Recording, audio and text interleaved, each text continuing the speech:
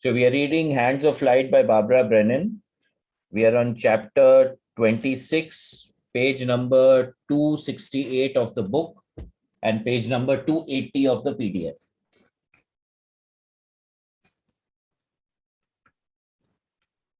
Heon's meditation on self-healing. 1. Scan your body in any way that you wish. Inner sight, intuition, feeling sense.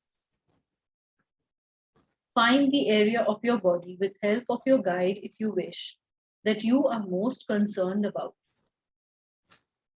If you do not find a problem area, you can focus on something that is happening in your life right now that you are concerned about.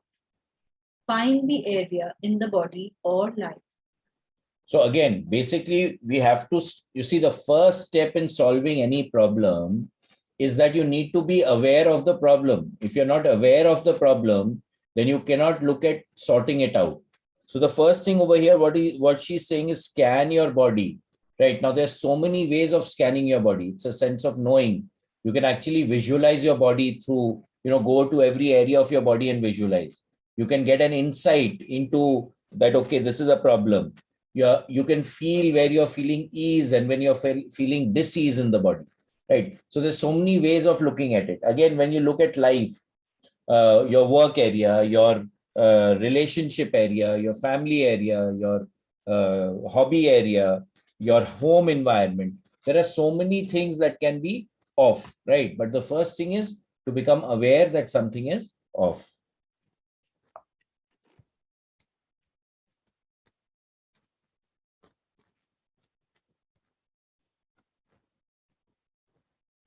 Two, if you wish, give it a form, color, substance, shape, density.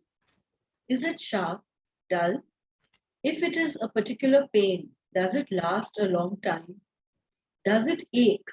Is it sharp? Does it come and go?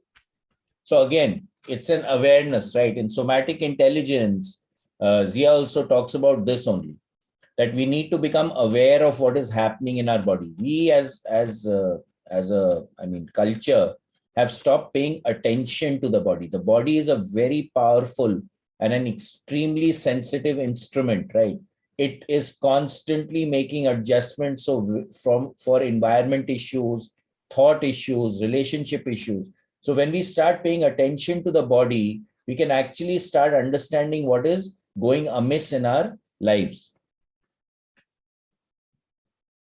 Is the situation in your life new, old? How do you feel when you are confronted with it? And what has your chronic or habitual response been? Consider any particular situation that we are speaking of.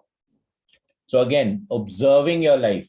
What are the patterns which are happening in your life? We're constantly talking about patterns in all the workshop, right? Now, whenever a pattern is repeating in your life, that means the universe is wanting you to pay attention to that particular thing. What is a habit? A habit is something that you keep repeating over and over and over again, and then it goes into remote control. Again, it's a pattern. So what's the pattern? What is repeating in your life? We need to start paying attention to that. Example, if there is a pain in your body, what happens in your mind when you feel it? So again, cause and effect, right? In the material world, cause and effect becomes important. If something is happening, what has caused it to happen? Or if there is a trigger, what does it cause, right? So again, when we start observing, many times I'll tell people, you get annoyed, right? But what is the trigger that makes you annoyed? If you can handle the trigger, then you will not get annoyed anymore. So it becomes very important to become aware, to pay attention.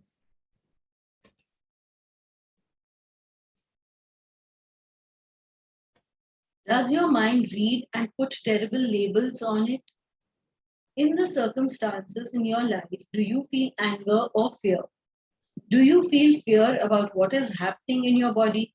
And what do you do then with the response? What is the habitual response that has, in a sense, gotten you nowhere? You know the habitual response doesn't work because the pain is still there. So again, if the point here is very clear, right? If there is a habit or you're facing a problem again and again, the response or the way that you're handling that situation or that problem is not working. But what are we doing? We want to follow the same process and expect a different result, which is not possible. So if something is not working, we need to start making ourselves aware that, yes, this is not working and I need to do something differently. That is what the shift is required. And that is where awareness comes into the game, right? If you're not aware and you go into, you're doing the same thing, right? Expecting, and then you're cribbing that, no, my problem is not getting solved. It's because you're not shifting, you're not trying new things, you're not working on different ways of actually sorting out the issue. You're wanting to sort out the issue with the old way, which has actually not worked. So again, it boils down to awareness. Especially if the pain is a chronic one, the habitual response has not worked. The message, the lesson, if you will, has not gotten through. So I would venture to say, my dear, that whatever that response is, it is completely wrong because it does not solve the situation. So again, very clear, right? If the strategy that you're using to sort out an issue, it is not sorting down the issue, that means it's not working. You need to do something else. Very straight and simple. Look at your life and your body. You have fashioned it as a schoolroom in which to learn. And any illness, any pain, or any disease is a message to you to teach you a lesson. So again, it's very clear when we are going into the expanded states that we decide what we want to achieve in this lifetime. We decide our syllabus. We decide our agenda. We decide what life circumstances we would be born in. We decide who our parents are going to be, right? Now, whenever we are having a problem and we are not in the flow, it indicates, and we are having an issue, it indicates that we have moved away from the track. We have moved away from the process that we had decided that we would like to adhere to or to experience, right? So that's when it becomes very important again to pay attention. When something troubles us, when something creates a wavering in our field, that means we are off track. 3. So the next question I ask you is, why would you create such a pain in your body? Why would you create such a situation in your life? What is it that you can learn from this? What is the situation or the pain saying to you over and over again until you understand it or get it? For until you learn that lesson, you will continue to create the situation, for you are the best teacher and you have designed your lessons well, and you will not pass yourself into another lesson until you have learned this one. So, many times people say that, when you die, you're going to go and you will be judged as to what you did right and what you did wrong. What has come to being is that you're not judged. You review your own life, whether you achieved what you wanted to achieve or you didn't. If you didn't achieve what you wanted to achieve, then you're going to come back here to repeat the lesson. It's absolutely like a classroom. If a student doesn't learn the lesson that the student needs to learn to go into the next class, then the student will have to repeat that particular class. It's as simple as that. And exactly that happens when we are looking at how we are coming here to live also. Because over here, we are actually our own teacher and we have set our own syllabus and we are the ones who are also correcting the mark sheet. No one else is actually doing that.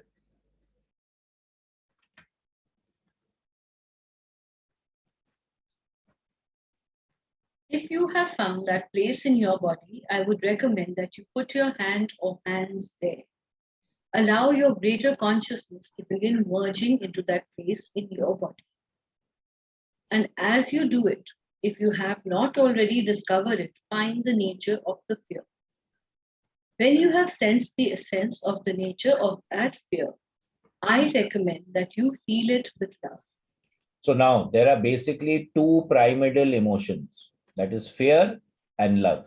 When you look at it from the grid perspective, whenever you're operating out of fear, you're on the left side. Whenever you're operating out of love, you're on the right side.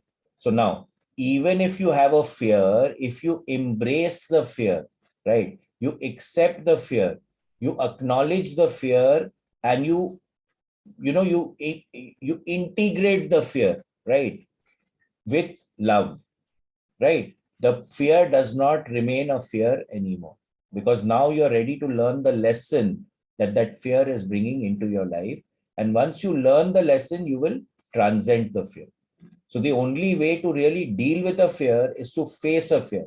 If you keep running away from a fear, you will never be able to transcend the fear.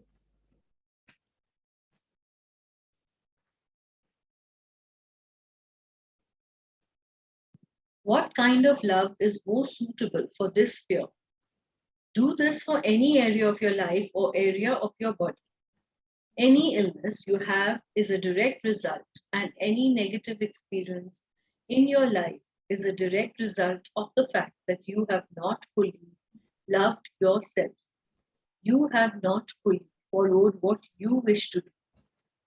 How have you not hearkened to that inner voice? How have you not let yourself be fully who you are? Any illness is a direct message to you that tells you how you have not been loving who you are, cherishing yourself in order to be who you are. This is the basis of all healing. So again, whenever there's an imbalance, right? There is an imbalance because of the way that we are integrating stuff into our life, the way that stuff is occurring to us.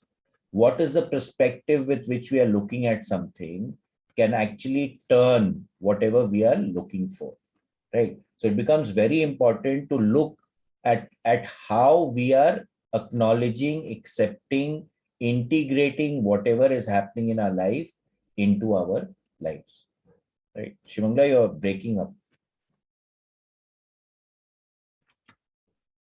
For another clue, the lesson is never ever about something you have done wrong or something bad about you.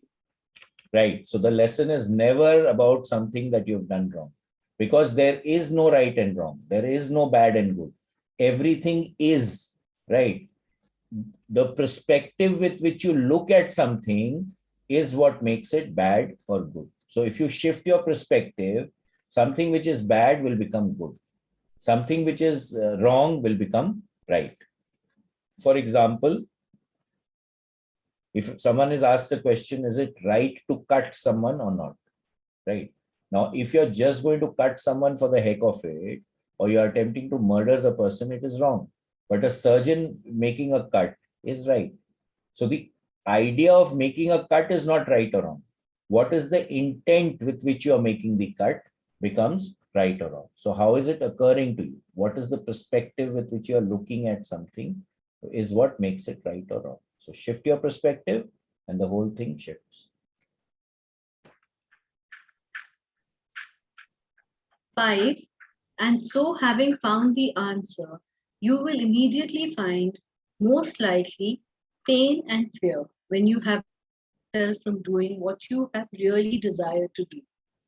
And at that point, the choice is to face the fear and allow yourself to feel it and to work with it in your life. For whenever there is fear, there has been the absence of love, for fear is the opposite of love. So wherever there is fear, you can be sure you are not in truth. And most likely, what you fear is not real, but illusion. For you are not centered. You are not within the wholeness of your being. When you are afraid, when you take courage to step into that fear, you begin the healing process on a new level.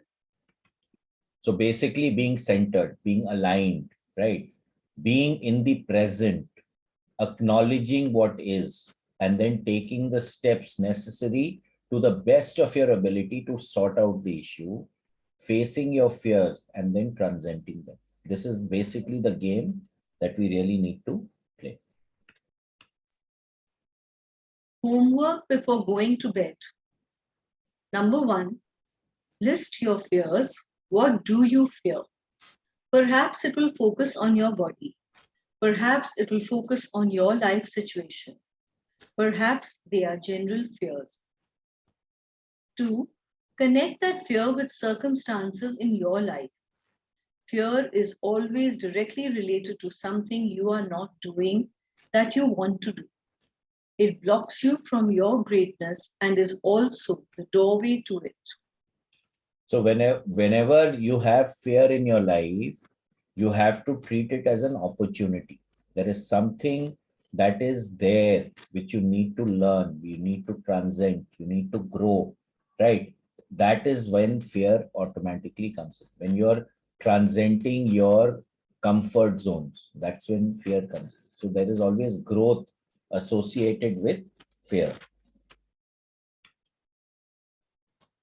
Make a list that says in the first column fears, second life situations, and then how you have not loved yourself, what or how you wish to be.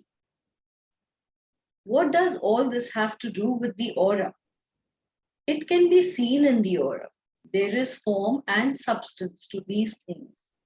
When you open your perceptions wider, you will be able to look at people and see how they have not loved themselves. And then you, as a healer, will be the link to help them remember who they are and help them love themselves. You, as a healer, become love. So again, in the aura photographs also, we could see a lot of stuff, the trauma, the physical issues, when they're not connecting with themselves and they're not expressing themselves in the way that they want to express themselves. Fears, anxieties, all these things used to actually show up in the aura photographs also. And when you indicate to them, okay, this is it, and they understand it, it allows for the healing, it allows for the transformation to start taking place. Meditation to dissolve self-limitations. This is a good meditation for those who find themselves confined in areas of their life in which they do not wish to be confined. It is good for self-exploration, good for practice of healership, because illness is nothing but a result of confining oneself within limited definitions of self. As a healer, you must be able to see, to first understand that process in yourself, to sense it in others, to help them define it, and to help them release those boundaries. So absolutely, as a healer, the more experiences that you have, the more habits that you transcend, the more clarity you bring into yourself will automatically make you a better and more effective healer. Right? Because unless you know something, it's very difficult to explain that thing to the other person without your own experience. All of these things have their form in the auric field. They are energy and consciousness that limits you. And thus, while working with the aura and healing, you can directly work on the energetic form that is the substance of the limitation. So absolutely, even when we are doing biofield tuning, right, blocks come in the field. And when an understanding takes place, you can actually use frequencies, you can use humming, you can use crystals, you can use colors, you can use so many different methods to harmonize that field and bring it back into the system. 1. Lift yourself to an expanded state. This is extremely important. Whenever we are doing healing, it is very important to take ourselves into an expanded state of consciousness. Because if you're going to do it in your normal state of consciousness, then you're bound to pick up whatever you are attempting to heal. If something is here and you're attempting to heal it from here, this can come into your system. But if I am here and I'm attempting to heal this, then this guy has no energy to come over there. This becomes very, very important. 2. Drop in the question, who am I? So again, what this would imply in my view is, what is the state of consciousness that am I operating on? Who am I, right? Where am I? What is the state of mind that I'm operating from? A question that we can ask, which side of the grid am I operating from? Where am I in the grid, right? That defines who you actually are at that point in time. 3. When you find an answer, search for a limitation that you have placed upon yourself by the simple definition of who you are. When you find that limitation, know that it is a boundary you have placed upon yourself. Right. So whenever we find we can't do something, it is a limitation that we have created for ourselves simply because we actually are a part of that oneness, that Godhead, right? And that Godhead is capable of doing everything. So the boxes that we create in the Gateway Voyage also, the first thing that Robert Monroe talks about is that our belief systems is what creates a box around ourselves. And once we have created a box, we have created those limitations for ourselves, we start to limit ourselves, right? We need to transcend the limitations that we have created on ourselves, make holes in that belief system, in the belief system box, and then get out of the box. That's the game that we are really playing with ourselves. 4. Throw that limitation outside the boundary, and thus the boundary grows. So absolutely right. We poke holes in it, in the boundary, so that we can let things out and even get out ourselves. 5. Again, drop in the question, who am I? Whatever the answer will be, it will give you another definition of self. So since we've gone into a more expanded state, our boundaries have shifted. The question, who am I? Where am I operating from? Becomes valid again to actually become aware of where we are operating from.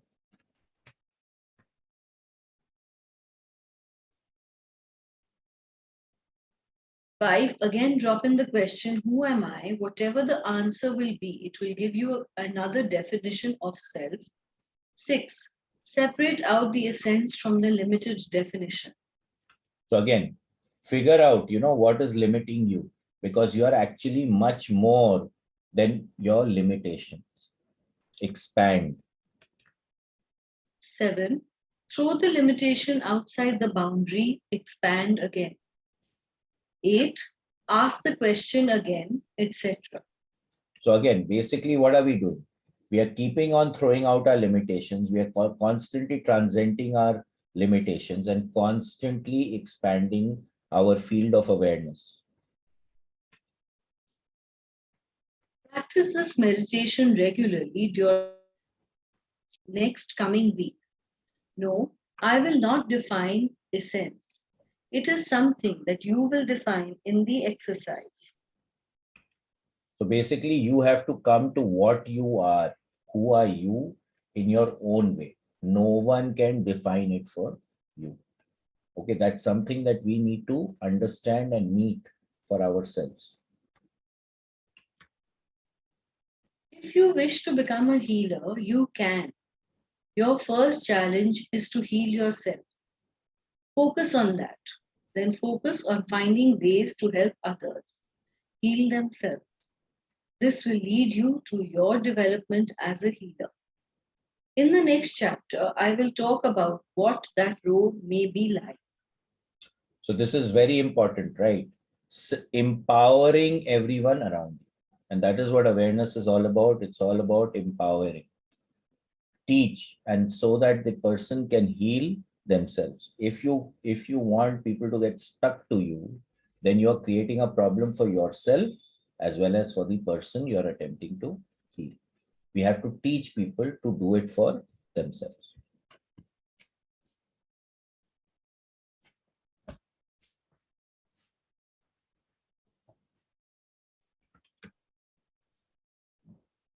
Chapter 27, The Development of a Healer.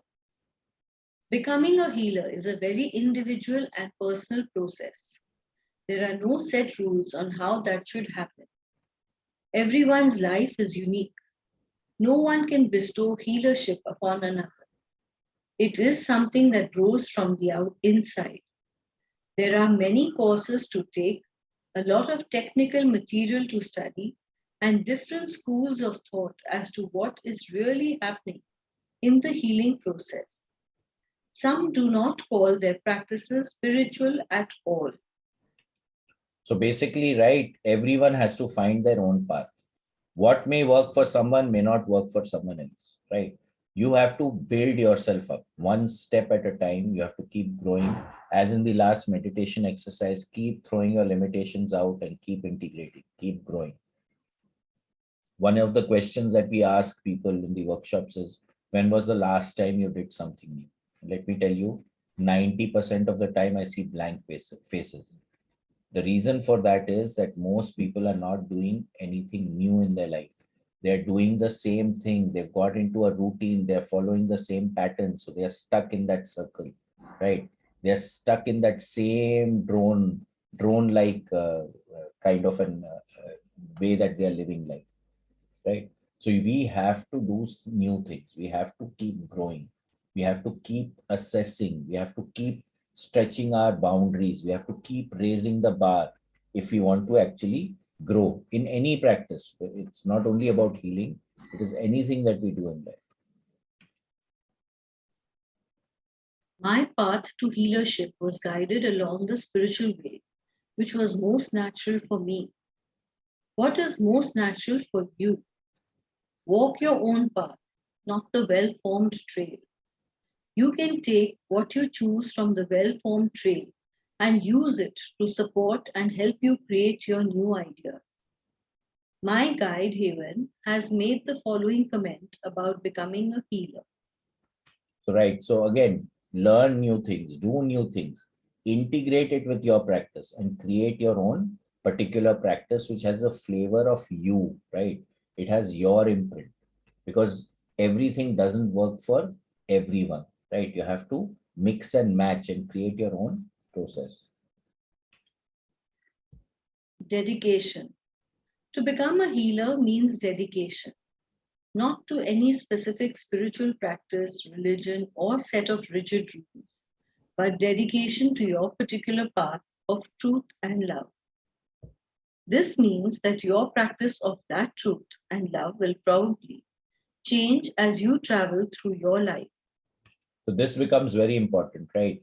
What is your practice of truth and love? Because whenever you're lying, you will find yourself on the left side of the grid. Whenever you're saying the truth, whenever you're operating out of love, you will find yourself on the right side of the grid. And at the end of the day, in my view, that's the game that we play, right? Where are we operating from? That's the basic question that we keep needing to ask ourselves. This means that your practice of that truth and love will probably change as you travel through your life. There are many roads to heaven, I dare say, as many as there are souls returning home. If we were to search throughout history of the human being, we would find many who have traveled before us and found enlightenment. Many of those particular ways that were traveled are no longer known by the human race at this time in history. Some are being recovered, others are still lost. But no. So this is very important, right?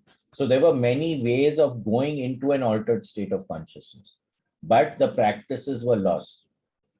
There were small nuances of techniques which were there, but over a period of time, for example, in a particular ritual, you clapped your hand at a particular time, right? Now, as the ritual grew and people started doing it, someone came up with the idea, why should I clap my hand? I don't need to clap my hand. Now, something has been taken out of that ritual and it will not give the same effect that it was originally envisaged by the person who created that particular system, right?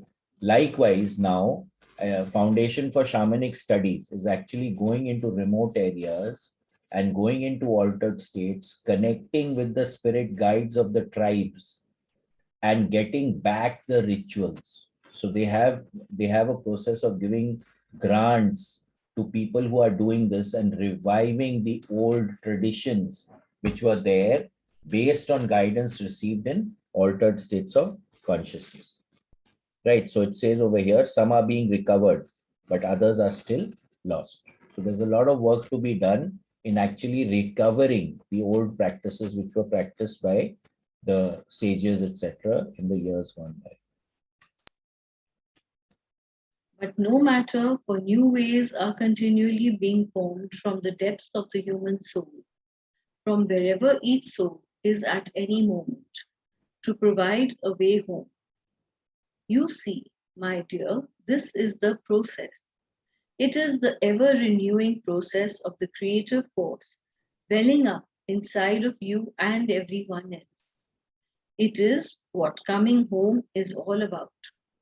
When you learn to flow completely without resistance, with that inner creative movement, then you are home.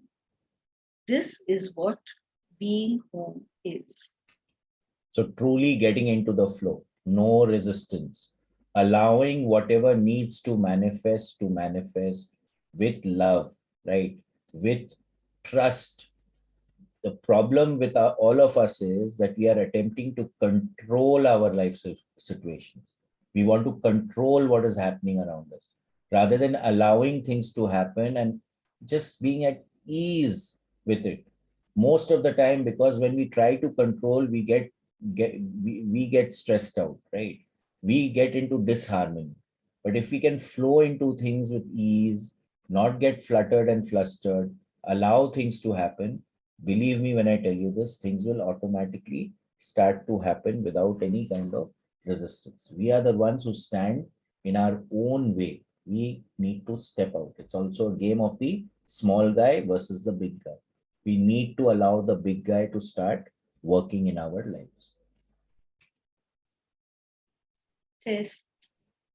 As soon as you decided to dedicate yourself to your true path and make that the central priority of your life, you become aware of an overall process taking place in your life. This life process carries you through inner landscapes that change the nature of your personal reality. You begin to see cause and effect relationships between your inner personal reality and the outer world.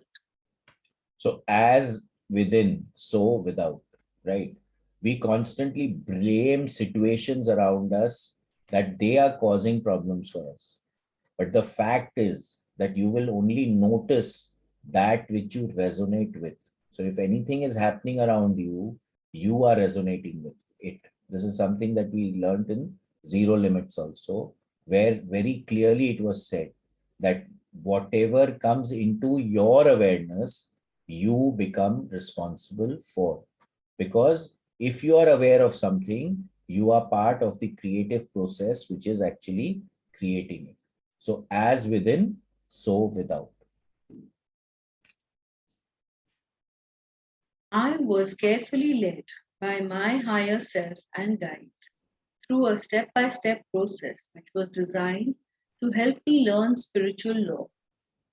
I spent fairly long periods of time concentrating on and learning about the nature of truth, divine will, and love. After a period of time concentrating on one of these principles, I felt as if I was being tested. So again, whenever we want to grow, right? If you want to go from class 1 to class 2, there is always a test. So likewise, in life, we will keep having tests coming. Yeah. And how does the test come? In pain, in problems, in situations which are not convenient to us, right? And that is when we actually show our mettle. That is when we show our resilience. That is when we show our centeredness to be not fluttered in spite of everything going wrong around us, right? Those are the lessons that we need to transcend to move into higher states of consciousness again, to go towards our goal.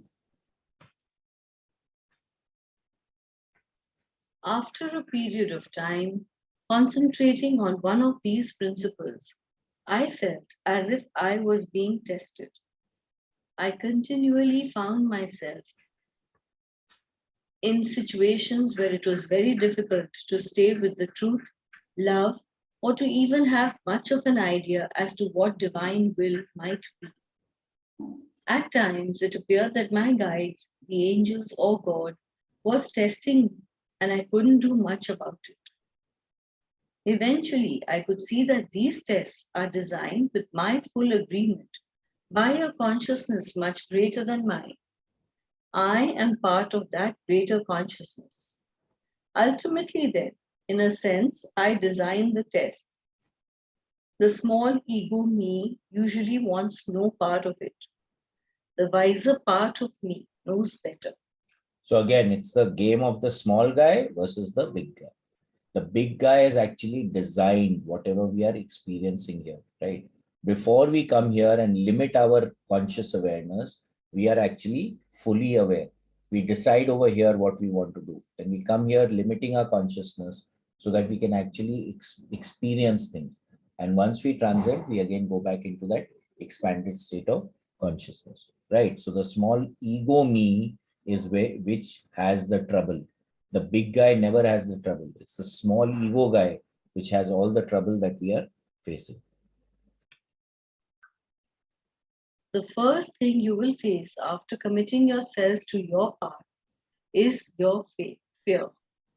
So, okay. So now whenever we are committing to something which is unknown, fear will always come in the picture because we are going to transcend our boundaries. We are going to expand our awareness, right? And with that comes many things which you will have to take care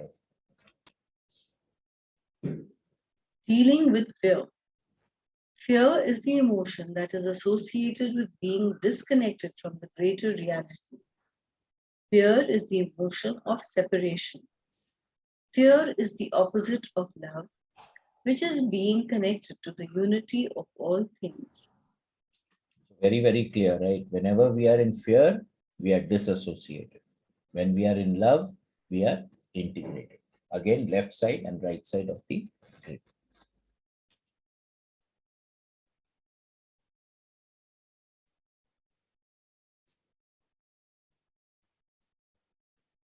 Dealing with fear. Fear is the emotion that is associated with being disconnected from the greater reality. Fear is the emotion of separation. Fear is the opposite of love, which is being connected to the unity of all things. Exercise to find your fears. Ask yourself, what is my worst fear at this time in my life? What assumptions about reality is that fear based on? What really is so terrible about that happening?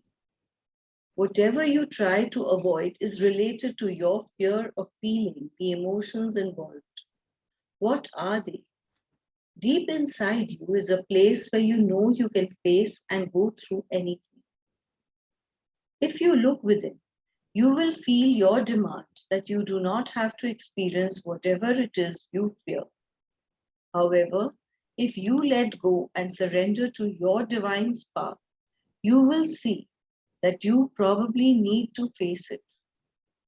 As you go through the feared experience, your fear will transform into loving compassion. This includes the experience of dying.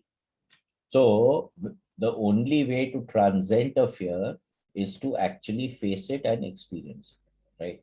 The moment we accept a fear and we face the fear, we put ourselves in a position to transcend.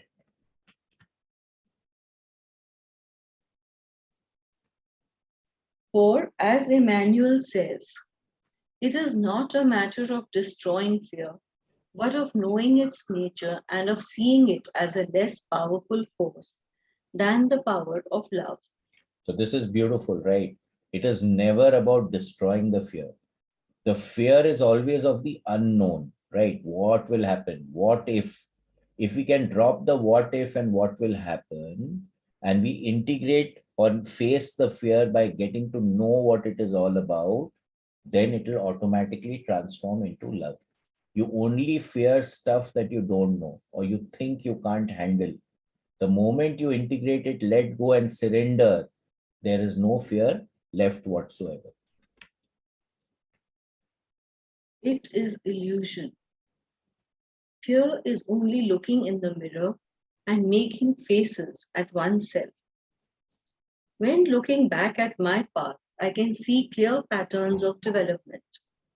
I was not so aware of the greater pattern when it was happening.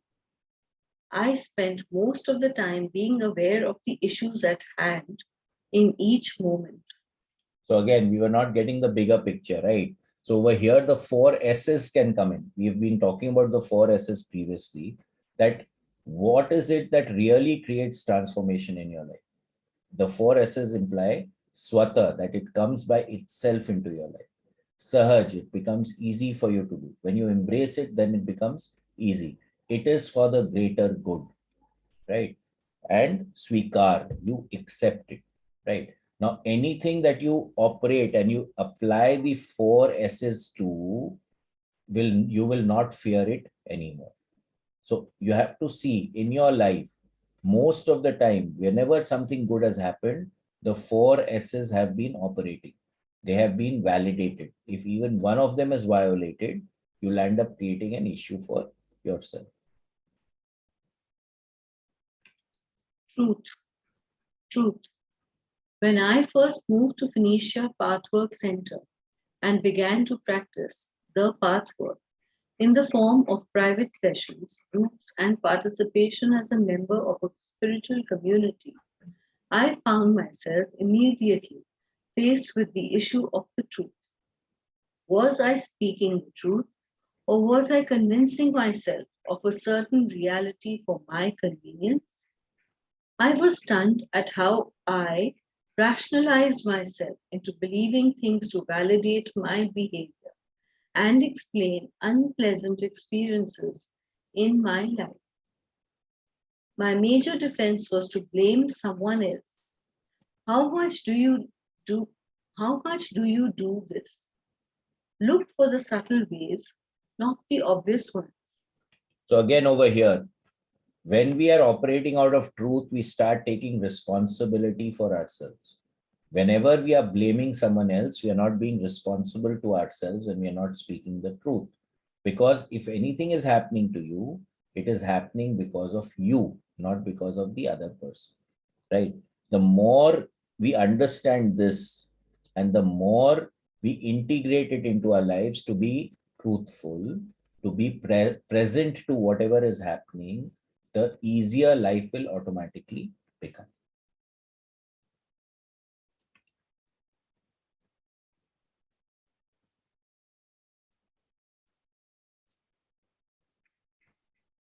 Exercise to find your fears. You missed one paragraph.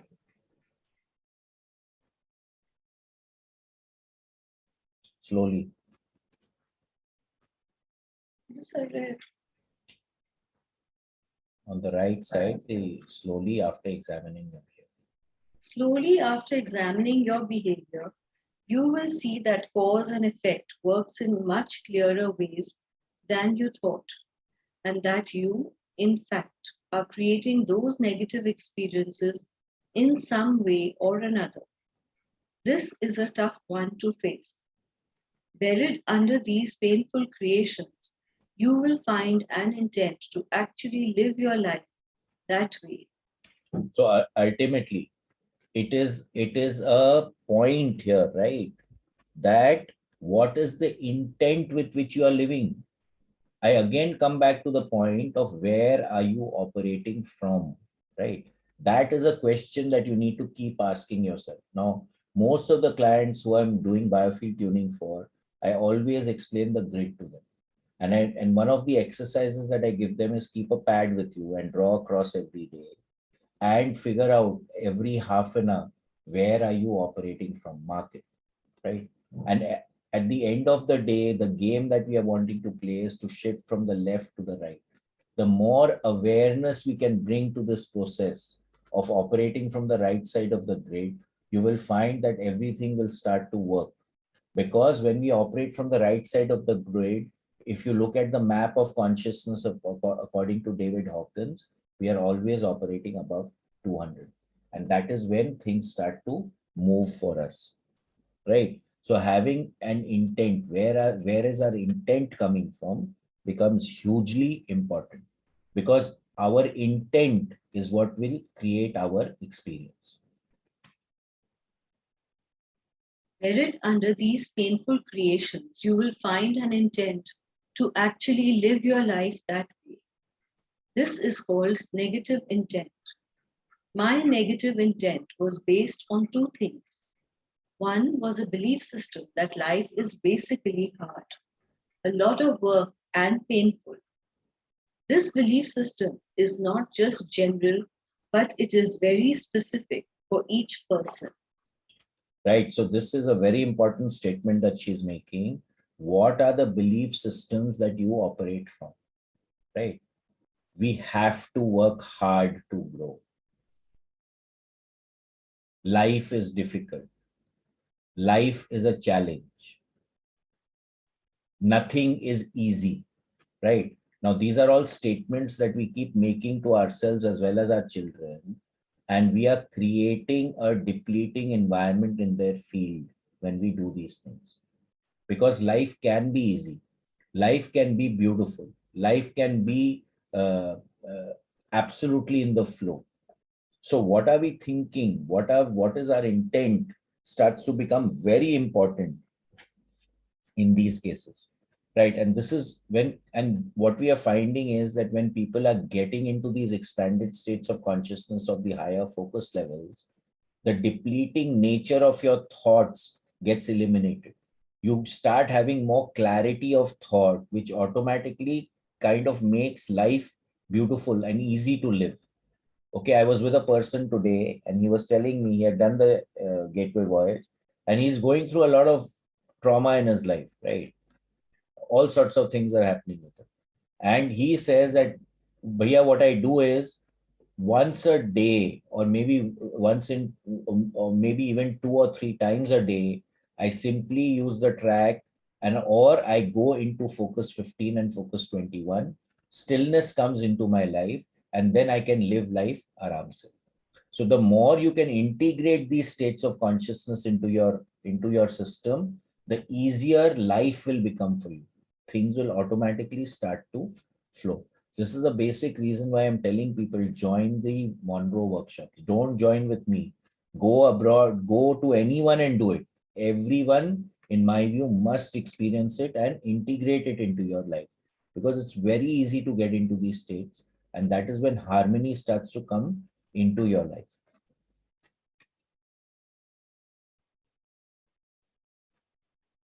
Exercise to find your negative beliefs. For example, fill in the following sentences for yourself. All men are dash, all women are. So this is beautiful, right? So what was the word which came into your mind, and then figure out which side of the grid are you in, will indicate where you're operating from. In a relationship, I will be hurt the following ways. Maybe I will get sick and die off.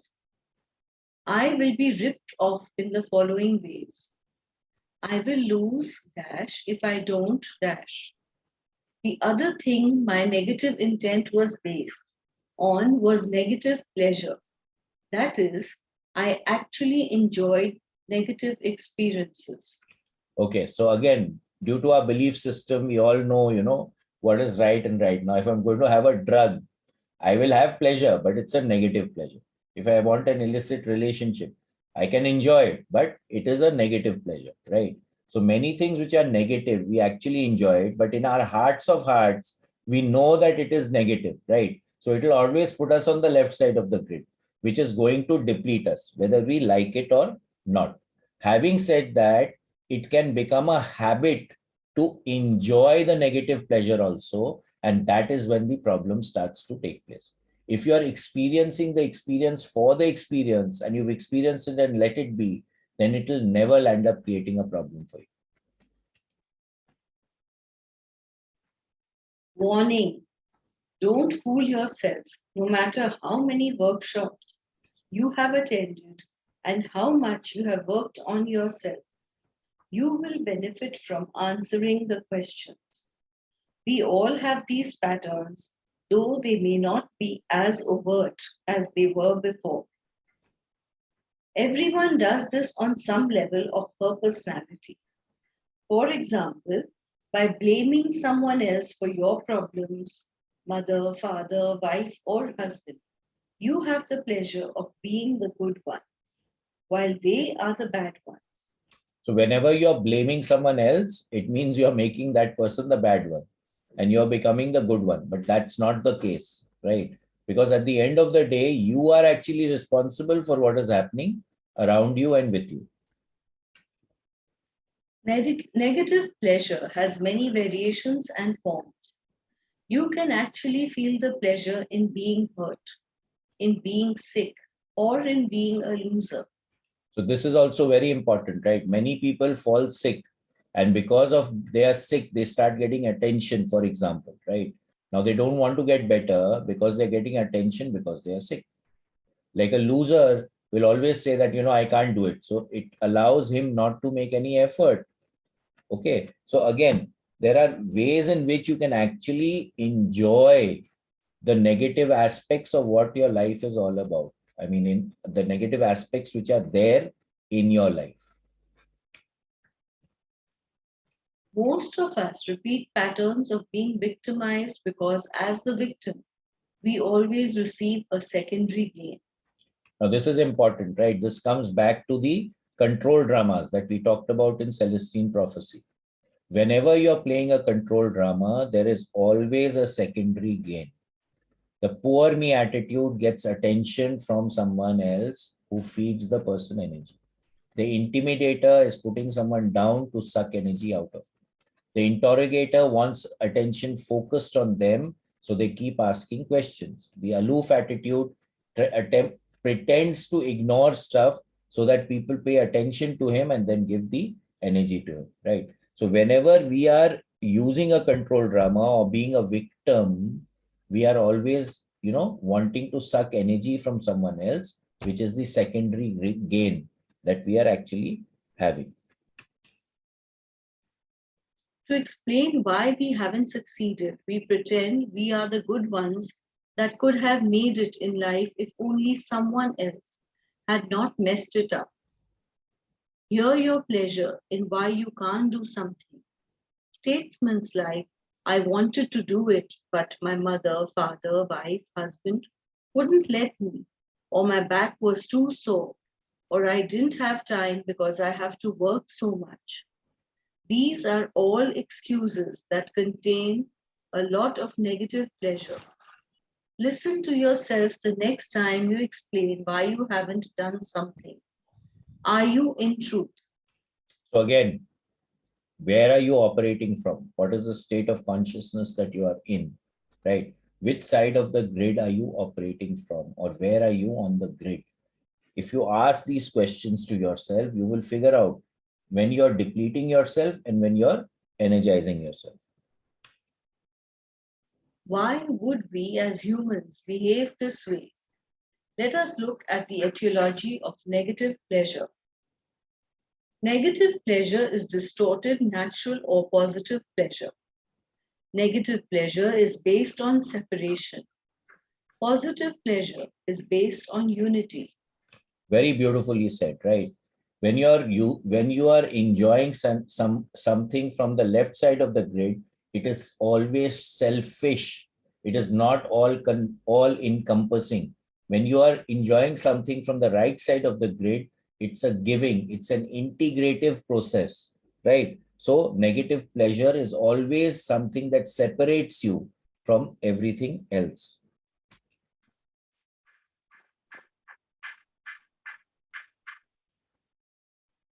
For example, like suppose someone is reading a naughty magazine. Is the person going to read it in the open?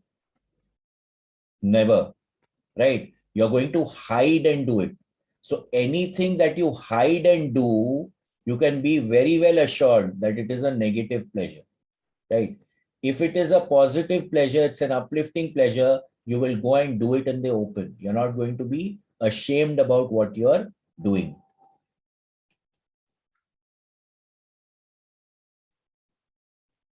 It does not in any way separate you from others. Positive pleasure comes from your center or core. It flows from deep within and seeks to create. It flows with movement and energy which are pleasurable. Negative pleasure is created when the original creative impulse, flowing with movement and energy from the core, gets distorted or twisted and partially blocked in some way. So again, everything is good in this universe. Okay. It gets twisted and distorted when it becomes selfish, when you're looking at it from the perspective of separating, enjoying yourself, hoarding it yourself, only doing it for yourself. That is when it starts getting twisted. This happens primarily through early childhood experiences, which are crystallized into our personalities. For example, a child reaches for the pretty bright red burner on the kitchen stove. The mother slaps away the hand before it is burned. The pleasure impulse is stopped. The child cries. The union of pain and pleasure begins in a way as simple as this. So pain and pleasure constantly go hand in hand, right? If you indulge in something pleasurable too much, it will lead to pain.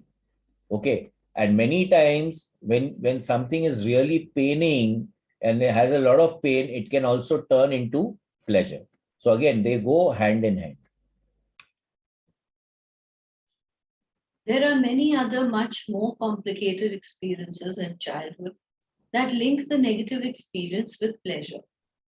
We are constantly being told we cannot be who we are. We cannot let our life force flow. Our choice is to opt for negative pleasure because it is connected to the original life impulse. We still feel the life impulse. We still feel the life impulse. Even if the pleasure is negative, it is still life. It is better than no movement and no energy, which is death. Our distorted pleasure impulse becomes habitual as we grow up. So again, if you're stagnated, there is no movement, right? It is always better to have some kind of movement, even if it is negative, because it allows you to grow. At some point in time, you will understand, and then you will get out of it. Although at times it can become a habit. In a sense, each time we distort our pleasure impulse and do not allow ourselves to be who we are, we die a small death. The purification process is then to resurrect ourselves from each of those small deaths and to regain the full flowing pleasure of energy, movement, and consciousness which enhances our creative force. Now, this is important, right? When we are in the flow, things will automatically start happening. We will keep doing what we want to do, right? We are not going to be restricted by anything. We are not going to put limitations on ourselves. We will do whatever is in our bucket list.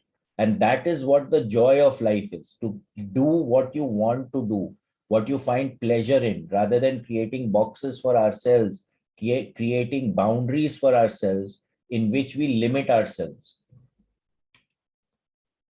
I spent the first 2 years of living at the Phoenicia Pathwork Center being meticulously honest with myself, finding and separating out the negative pleasure from the positive, finding just how I created the negative experiences in my life and why. I looked for the faulty beliefs or misconceptions on which my actions were based. So this is important, right? Introspection, understanding, looking at your actions. Again, I come back to the same point. Introspecting as to where were you operating from when you were doing something. That understanding, that awareness becomes extremely important if you want to grow towards that unity consciousness. Doing this will completely change your perspective of reality as it did for me. If you are, after all, responsible for creating negative experiences in your life, then you can change and create positive ones. It will work. It did for me, and old problems began to clear away. So again, the point is again of awareness, right? Anything that is depleting, anything that is operating from a lower state of consciousness, anything that is putting you on the left side of the grid, we need to drop it like a hot potato.